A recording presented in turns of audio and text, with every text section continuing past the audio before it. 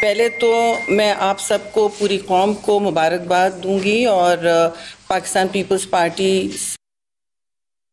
شامل ہے ہمیں تشکر منانے میں، اور اس میں ہم سب متحد رہے سیسا پلائی دیوار کی طرح، مگر ظاہر ہے اس میں پاکستان پیپلز پارٹی کے چیئرمین کا ایک خاص کردار رہا ہے، جنہوں نے آواز سنبھالا۔ جو اس وقت بیانیے کی جنگ دنیا میں چل رہی ہے اس کو پوری طور سے، بھرپور طور سے، خاص طور سے عالم میں جہاں ان کی آواز بھی ہے اور ان کا وزن بھی ہے اور موقف بھی ہے، فارن منسٹر ہیں، تو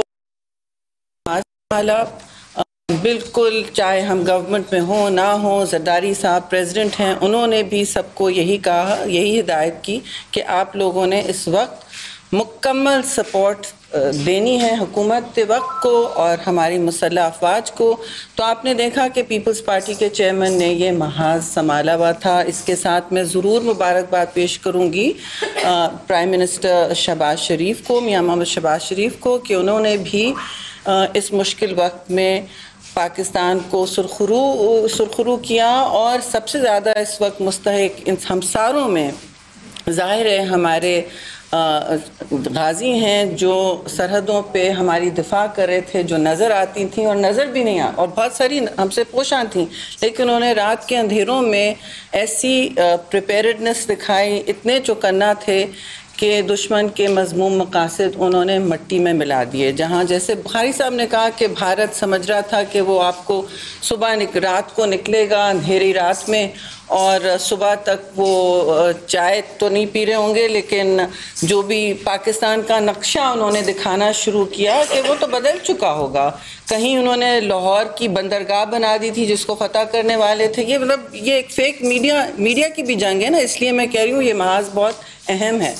تو یہ سب تھا، اور پھر یہ اٹھے ہوں گے، انہوں نے دیکھا ہوگا پہلے دن، اور آفرین ہے ہمارے پاکستان ایئر فورس کے شاہینوں پہ کہ جس طرح انہوں نے اتنے مشکل انوائرمنٹ میں اپنے نمبرز کے ساتھ کمپلیٹ ڈومیننس دکھائی بیٹل فیلڈ پہ، جو ان کا ڈومین ہے۔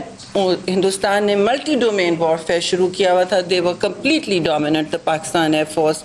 we all know کتنے جیٹس گرے، اور اس کی تردید ہو نہ ہو آپ نے دیکھ لیا وہاں کی فوج کی، جو ہندوستان کی فوج کی جو پریس کانفرنس تھی، انہوں نے کوئی جواب نہیں دیا جب ان کے صحافیوں نے ان سے پوچھا۔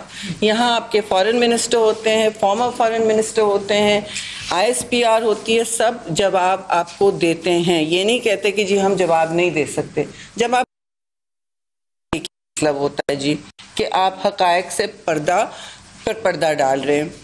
اور یہ بھی بات میں ضرور، کیونکہ ہم سب ایک دوسرے کے شکر مند ہیں، ہمارا پاکستان میں اتحاد تھا جی، مکمل اتحاد تھا، بغیر کسی کے کچھ کہے پورا ملک جیسے سیملیسلی ایک ہو گیا، کوئی اپوزیشن نہیں تھی، جو پولیٹیکل پارٹیز ہیں سب اپنا ہاتھ اس میں بٹا رہی تھیں۔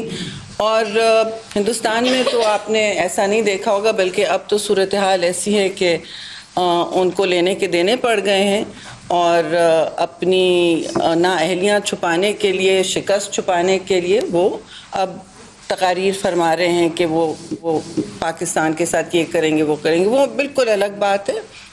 ہم بالکل پیپلز پارٹی سے جنگ نہیں چاہتے، کوئی بھی جنگ نہیں چاہتے۔ ہم نے کبھی کسی جنگ کا ہتھیار نہیں اٹھایا، نہ طبل بجایا۔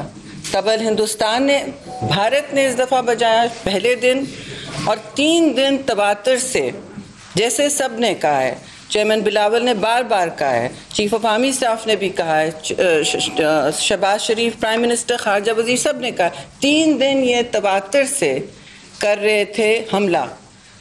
ان کے جیٹس گرا دیے گئے تھے، لیکن انہوں نے پھر ہمارے جب سویلین ٹارگٹس کو، معصوم شہریوں کو، نہتے شہریوں کو رات میں تاریکی میں جب انہوں نے کیا ہے حملہ، دیکھیں یہ ایک انٹرنیشنل ٹیررزم کا جرم ہے۔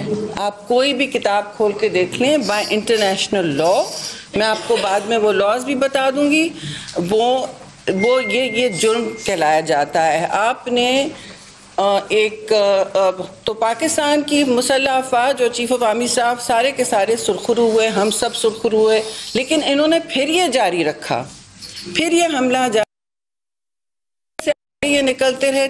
دوسرے دن انہیں 77 ڈرونز گرائے ہیں جو چلائے ہیں اور ساروں کو گرا دیا گیا. یہ بڑی اہم بات ہے, ساروں کو گرا دیا گیا. اور ایک میڈیا جنگ, واہیات میڈیا جنگ جو میں کہوں گی, بالی ووڈ فلم چلائی ہوئی تھی جس کے حقیقت سے کوئی تعلق نہیں تھا. جی پاکستان کا نقشہ بدل رہا تھا, کیا کیا ہو رہا تھا. اور میں سمجھتی ہوں ان کا میڈیا شرمساری سے ہمکنار ضرور ہو رہا ہے, کیونکہ ہمارے میڈیا نے, جیسے ملک نے, جیسی فوج نے, جیسی گورنمنٹ نے, کوئی ایسی امیچور بات نہیں کی. آفرین ہے آپ سب پہ بھی کہ پاکستان کا میڈیا میچور رہا, تھرو آؤٹ ذمہ دار رہا, اور کوئی بدتمیزی, گالی گلوچ جیسی بات نہیں ہوئی.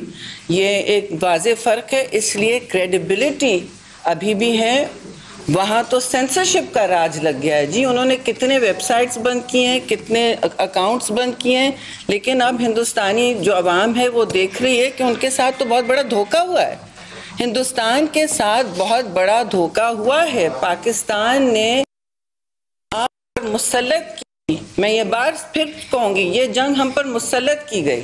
یہ مسلط کی گئی جنگ کو گھنٹوں میں جیتا ہے. جی واضح, اگر کسی نے کوئی ہارا ہے اور اگر کوئی جیتا ہے تو اس دفعہ اس میں کوئی دو رائے نہیں ہے. انٹرنیشنلی بھی آپ دیکھ لیں, پاکستان کی جیت ہوئی ہے.